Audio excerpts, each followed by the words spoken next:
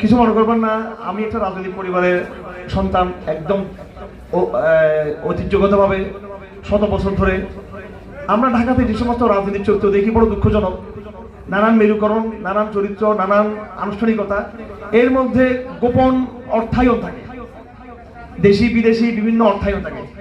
আমি স্পষ্ট বলতে চাই যে আপনাদের সামনে যারা আমাদের কর্মী ভাইরা আছেন, আমাদের নেতৃবৃন্দ আছেন এবং জাতীয় পর্যায়ে গুরুত্বপূর্ণ ব্যক্তিবৃন্দ এখানে আছেন, আমাদেরকে আপনারা একটু জানার চেষ্টা করবেন, বোঝার চেষ্টা করবেন। আমাদের এই কাজের মধ্যে হয়তো শৃঙ্খলাগত হয়তো সমস্যা থাকতে পারে, কিন্তু আমাদের নৈতিকতার জায়গাতে আমরা আলহামদুলিল্লাহ খুব বিশুদ্ধ থাকার চেষ্টা করি। আমি কি বুঝাতে পারছি আপনাদেরকে? হ্যাঁ, নৈতিকতার জায়গা থেকে ঢাকাতে আমাদের কোনো এমন স্মার্ট প্রোগ্রাম করার দরকার নাই যেটা আমাদেরকে অদৃশ্য হাতের অর্থায়নে আমরা প্রোগ্রাম করতে পারি, করার দরকার নেই।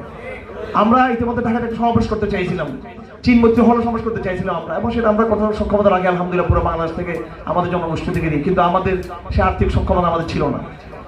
আমরা আমাদের প্রায়োরিটি রয়েছে, আমাদের অগ্রাধিকার রয়েছে, আমরা মুসলিমদেরকে সহযোগিতা করি। দেখুন, গত এত বড় সেমিনার, আজকে এত ব্যয়বহুল একটা সেমিনার, কিন্তু আমি গতকাল সারাদিন ব্যস্ত ছিলাম আমাদের মুসলিমদের বিষয় নিয়ে।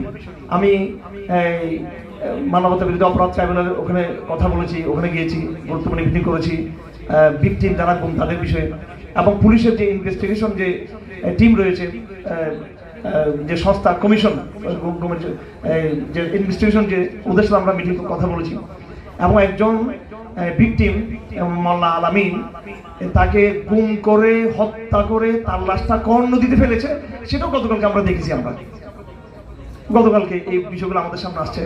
তো আমার কাছে এই আনুষ্ঠানিকতার চেয়ে এই মানবিক বিষয়গুলোর গুরুত্ব অনেক বেশি। আমরা আমাদের পুরো ইনভেস্টটা, পুরো সহযোগিতা আমরা মানবতার পিছনে আমরা ব্যয় করার চেষ্টা করি আমরা। তো আমি এত লম্বা ভূমিকা পালন উদ্দেশ্য হলো আমরা খাবারটা দুপুরে কিন্তু যথাসময়ে আপনাদের সরবরাহ করতে পারি।